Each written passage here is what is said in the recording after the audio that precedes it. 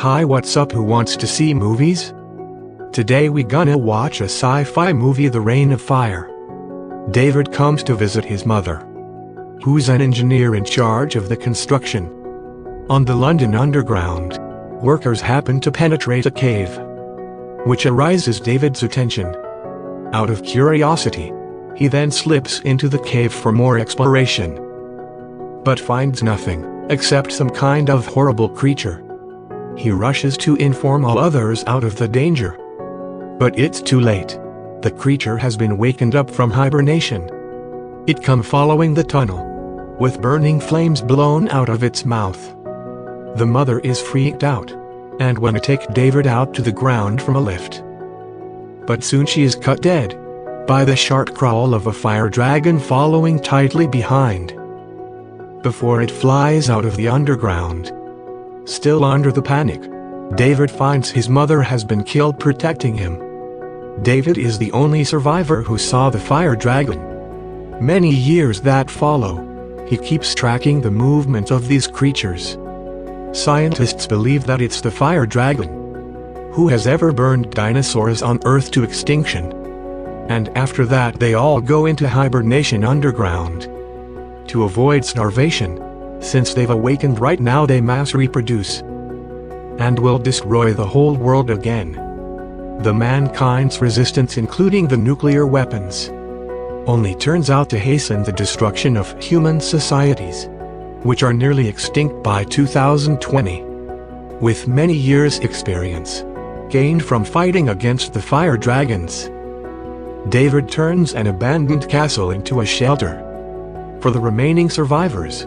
Someday a man can't wait any longer to find some food outside for his starving children. The man disobeys the order and heads out privately. But he is caught up by the fire dragon and gets his one child killed. David shows up with a fireproof truck for their protection. But on their way back, they're stopped and attacked by the fire dragon and get another guy killed before they're all retreated safe back into the shelter. Still under the frustration, people in the shelter are visited by some unexpected guests. The chief requests David to offer one night stay in the shelter for his squad, who has come all the way from the US and lost more than 100 of the team member. David wanna turn down the chief's request until he realized the chief is a real dragon hunter and knows the weakness of the fire dragons. What's more, the squad even get their own tanks and helicopters for hunting the dragons. At that right time, they're alerted by the dragon's coming attack.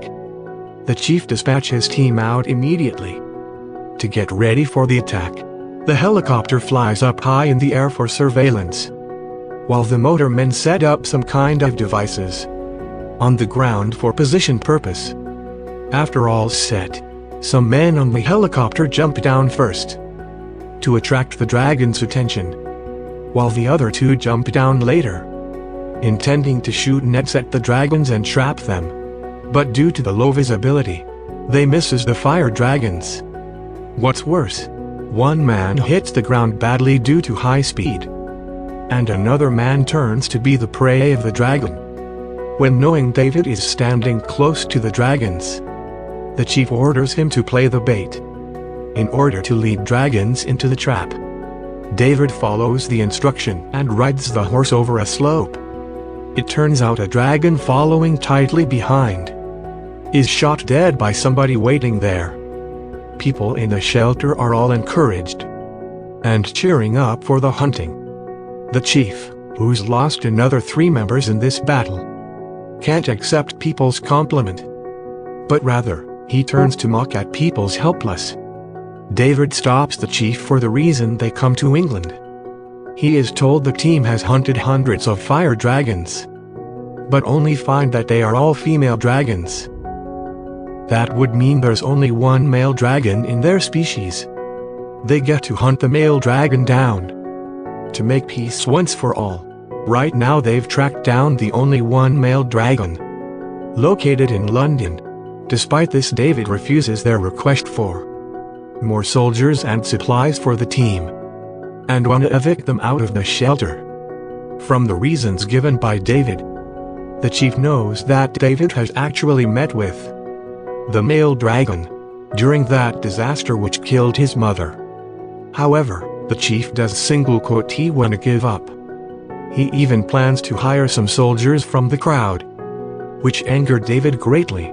David gets into a fight with the chief. At last the chief gets no choice but to leave with his remaining guys. After one day's progressing, the team finally makes it to the suburb area of London, to which all of the entries are blocked up.